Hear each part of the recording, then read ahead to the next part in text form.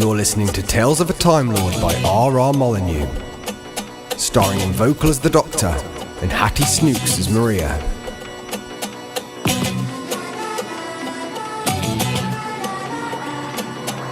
Guest starring Alex Watts, Adrift, Part 1.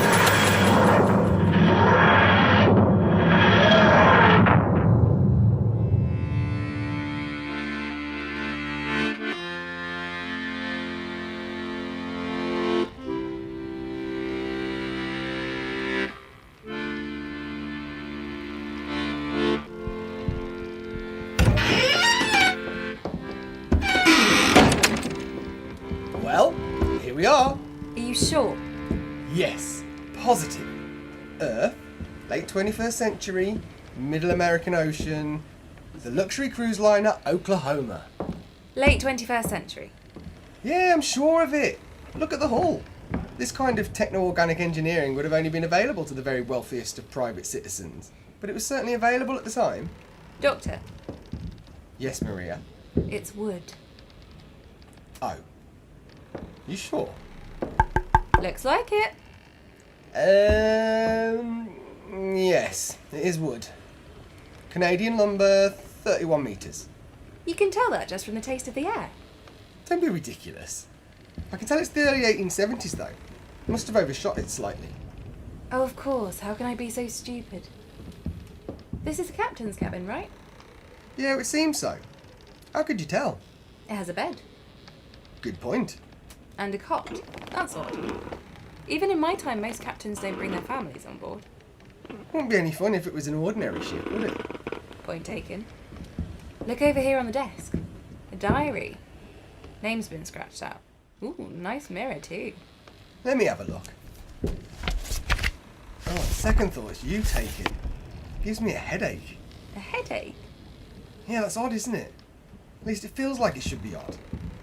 Tell you what else is odd. All the navigation charts are gone, and same with the equipment. That is a little off. Mind if I have a read? As long as you don't summon any demons. Can that happen? No, I don't think so. I hope not. Go ahead, I'm sure it'll be fine. Okay. Before I met Sarah, I had only two things. God and the sea. Oh, he's a romantic. Sarah? No, that doesn't narrow it down much. Any more? She was the daughter of Reverend Cobb. I have no idea how a woman of such high standing could ever have eyes for a sand-handed sea dog like me. Whenever I made my way through the maelstrom, the memory of her voice kept me warm. When Arthur was born, I knew that God had sent us a son. No more risking my life in the drink. The time had come to settle down. Oh, people actually said sea dog back then. Are you done leaking hormones all over that shredded tree corpse? Are you done coming up with creative insults? Not even close. Me neither. Hey, this would be written in Old Earth English, right? Yeah, why'd you ask? How can I read this? I can only speak Galactic Basic, Drellish and Bozork. This should be nonsense to me. The TARDIS has a translation circuit. It automatically deciphers any language. You'd just be hearing it in basic. That's incredible! Huh, no wonder there are stories saying you can speak every language. Oh no, that's just silly. That's what I thought. I only know about 9 billion fluently. Show off. Let's look around. You know what, I'm not so sure. Something about this place doesn't sit right with me. I can't shake the feeling we're heading into unknown territory. Why's that? I don't know. I mean, I usually enjoy that, but this time... It's a lovely cot. Shame it spoils the story, though. I wonder where the baby is. Probably somewhere else on the ship. I don't like those things. What things? Those things. On the bed. Those are toys. I know they're toys. There's something... wrong about them. Can't you feel that? No. Well, besides that, look closer. What can you see? There's a thin layer of dust. Exactly. Which tells us... It's been left like this a while. every cell in my body is screaming at me to get out of here. Are you saying you're scared? What? No! Then let's explore the ship. Wait! Come back, Maria. Wow! This is the ocean! Yes? It's not how I imagined it. It's a lot flatter. Well, we're just off the coast of Portugal. Nice place. Love a fish. Look at the sails. They've been ripped. Yeah, slightly discoloured as well. They've been like that for a few days by the looks of it. No scorch marks. Must have been some sort of highly focused kinetic blast. Well, that or a pair of scissors. But there's something else. I'm not quite getting it yet. I must set a reminder. Oh, you have a diary too? Don't be ridiculous. It's a notepad. A notepad. Yes, you write stuff on it. That's what diaries are for. No, diaries are for your innermost thoughts and dreams and secret desires and hidden pain. This is just for setting reminders. Of stuff that happened in the past. Well, sometimes, yes. Important stuff. Stuff that matters. Usually. You just described a diary. It's not a diary. If you say so. Are you done leaking hormones all over that shredded tree corpse? Touché. You know, I really should write that one down. You do that. Oh, I just want to stare at the water. It's beautiful. Well, I can see through the fog. Yeah, it's peaceful, isn't it? You know, for how dangerous the ocean can be, this really is deceptively calm. Is it really that dangerous? Oh, yeah. If you don't get dragged under by the current and crushed by the water pressure, you could always get eaten by a shark or savaged by a moray eel. Did you know they have jaws inside their jaws? I wish I had that. It'd make eating sweet corn much easier. More peculiarities. Look, the pump's broken. The pump? Yeah. Looks like there must have been a leak. There's a makeshift sounding rod on the floor over there too. Oh yeah, I know what that is. That's a shame. I was hoping to explain it. I think it will anyway. Yay! A sounding rod is a primitive earth device designed to detect the amount of water in the hold. Hang on a minute. Yes. What is it? These pumps aren't just broken. There's a method to this. They've been disassembled. Empty ship, dismantled pump, no lifeboats, and Sarah Cobb. Is there something wrong? Just thinking about the nature of coincidence. Coincidence? One of the great mysteries of the universe. Are coincidences truly occurrences of random chance? Or are they the will of some greater cosmic force manifested in the third dimension? And what do you think? Since you're going to tell me anyway. I don't know what to think. That's why I was thinking about it. Well, that and something else, but it's the funniest thing. Every time I grasp at the answer, it slips away. Like I haven't earned it yet. Tell you what, I'll have a look at the pump, see if I can derive any information from it. I have ways of making it talk. I'm going to keep reading then. I'll never forget the day we arrived in New York. We'd never I've seen never seen anything anything like it. Docks filled to the brim with ships and people coming and going from all over the world. I've spent my entire life at sea, but that city filled me with an awe I haven't felt since my childhood. Wow, that city sounds amazing. It's a bit overexposed, to be honest. Gets invaded a lot. Weeping Angels, Kalenians, even the Daleks. Twice. You know, this pump has been damaged beyond repair. Looks like it was ripped apart by pure kinetic force, just like the sails. Twice? Yeah. And both times involved the Empire State Building. Huh. Quite the coincidence. Where was I? Not born yet. Not what I meant. We set off in the winter of 1872. The docks were tested by storms, and there was a mad rush amongst the other captains to get out to sea and underway. And we were in such a rush that a brand new lifeboat wound up smashed. Huh. Sounds like a bad omen. Omens! That's it! Omens? Omens! A sign of things to come. They appear in countless cultures across the cosmos. Birds, for example, one of the most common omens found in mythology.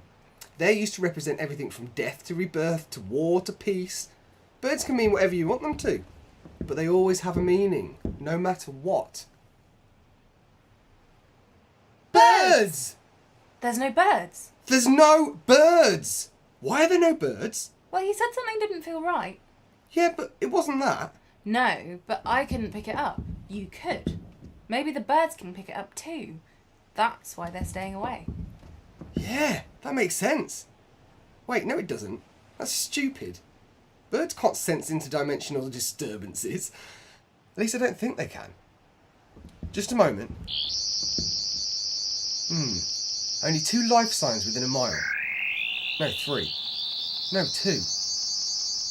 Definitely 2. Sonic screwdriver's on the blink. It's usually on the blink. Used to be able to solve everything with this.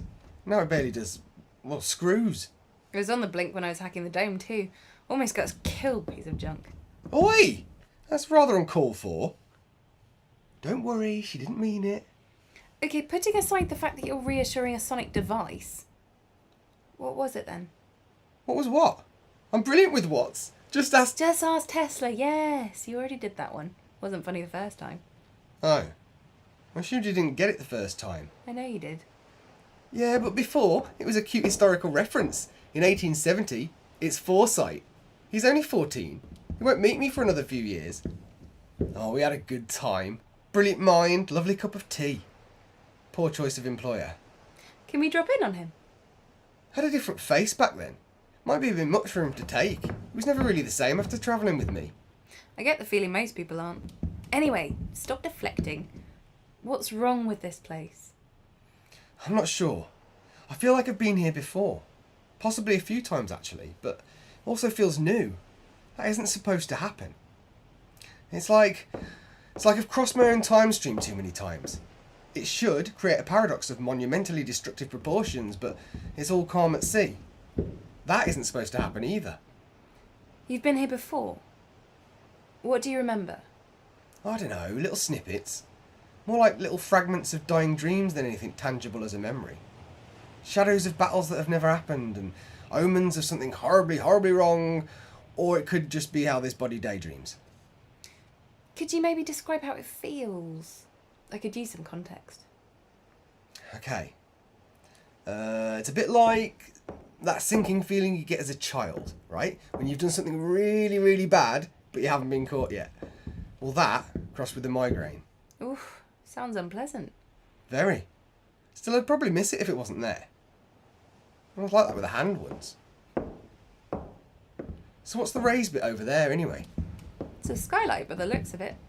Yeah, but what's underneath it? I don't know. Looks a bit grubby. Should we have a look? Doctor, can you scan for life again? Is there a reason? Just to make sure that third reading is a glitch. Okay, good idea. Definitely 2. Anyway, it looks safe enough down there. Shame. Let's go.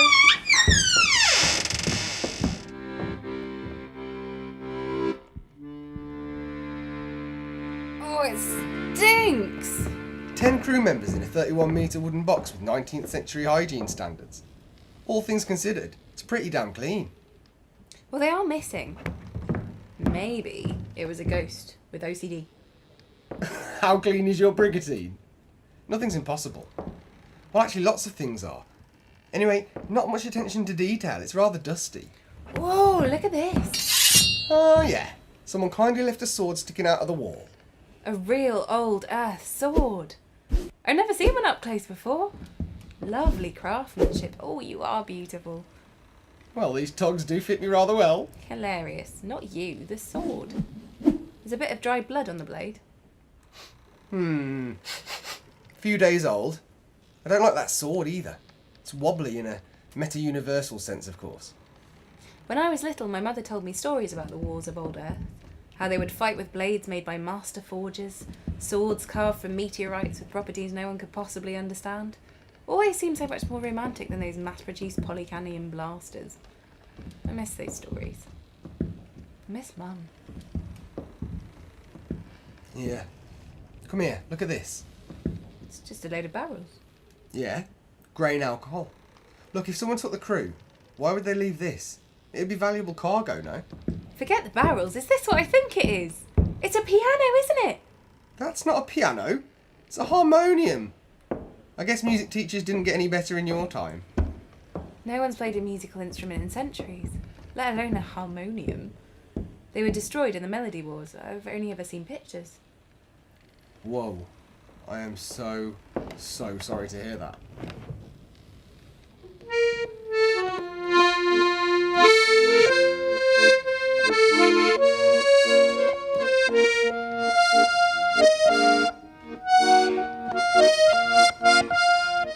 This is so beautiful. And so sad. It's not a sad song. Isn't it? No. Oh. Well, like I said, I'm not an expert. Evidently. The crew would gather and sing hymns around the harmonium. It brought us all together, Made us feel like this was more than just another job. They all took turns playing with little Sophia. It almost made me sad about retiring. What an unusual ship. These don't sound like any cargo crew I've heard of. There's something about this instrument. I don't know what yet, but it feels wrong too. There's a lot here that feels wrong. You keep saying that, but I feel fine. Well, I possess senses that you do not. Trust me, something is amiss. But we're going to find out what's wrong, right? Of course. There's children involved. Well, I may not have Time Lord senses, but I did notice something. There's not a speck of dust on the instrument. It's remarkably well tuned as well. And look at this.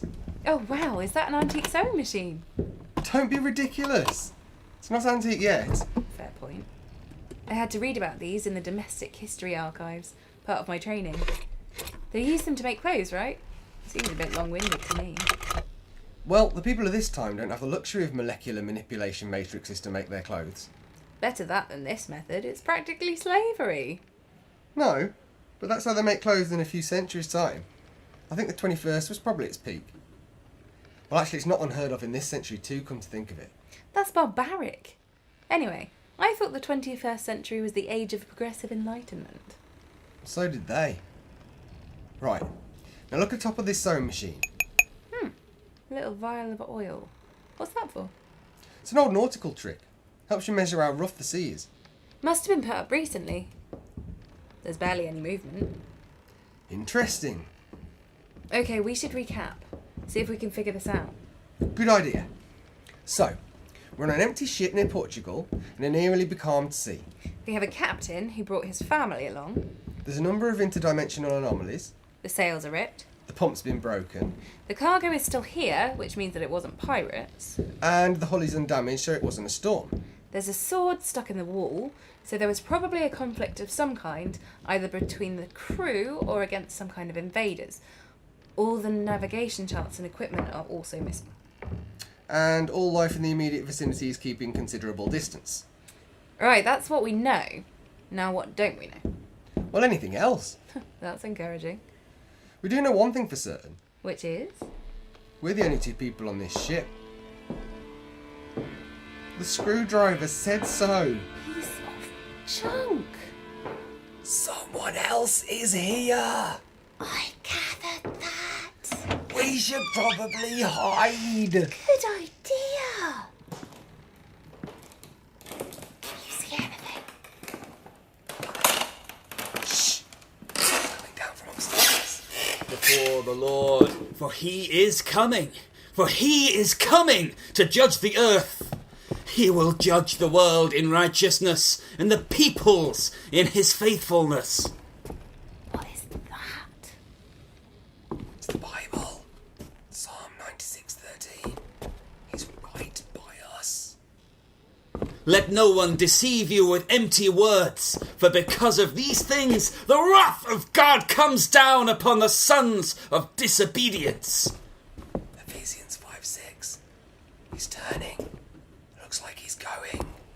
Out of the heavens he let you hear his voice to discipline you, and on earth he let you see his great fire, and you heard his words from the midst of the fire. Deuteronomy 4:36. I think he's gone. Are you sure? Hello? Doctor! See, told you he was gone. Come on. Oh, good. It's getting cramped in there. Where'd he go? No idea. I couldn't hear him before, could you? No. And he's not exactly light-footed. Voice sort of carries as well. Well, he's gone now. Yes. Very much so. Only two life forms on the ship. So it really was a ghost with OCD? Well, either that or he's out of phase with reality. How do you mean? Well, you're familiar with the concept of intangibility, correct? Walking through walls, that kind of thing? They make tech for that on some worlds. Yeah, but it's not exactly true intangibility. You're still anchored by a gravity field. If you were to become truly intangible, you'd shoot off into space in an instant. But that doesn't make sense. How could a 19th century sailor have access to that kind of technology? We barely have it in my time. It's a little arrogant to assume that every species has to move along the human civilization's scientific timeline, isn't it? Civilizations have risen and fallen a dozen times over before your ancestors crawled out the sea. Fair point, but it doesn't explain why it's here. Of course, we could be wrong. This might not be technological in nature at all. Are you saying it could be a ghost? No, that's ridiculous. Look, when most people think of the totality of existence, they barely see outside their own front door. Many of the evolved carbon-based life forms of this little blue ball can't even empathise with the people from the next town over, let alone comprehend the infinite number of universes joined together by the tiniest, most intricately threaded strands of reality. So, not a ghost. I'm saying that whatever is causing that man to phase in and out of reality has probably been what's bothering me since we got here. So many things I feel like I've seen before. The broken pump, the ripped sails, missing navigation equipment, swords stuck in the wall. The captain travelling with his daughter Sophia and his wife Sarah near Portugal in 1872. The harmonium, the barrels of alcohol. Would you say the captain was a religious man? Well, he seems to mention his God quite a bit. Married a reverend's daughter, sings hymns for fun. And our friend back there was quoting from the Bible, right? Of course! I know who our phasing companion is, and what ship we're on. Doctor, the skylight, it's rattling. It's going to... That was Benjamin Briggs, and we're on board the Mary Celeste. Blessed is the man whom you chasten, O Lord, and whom you teach out of your law.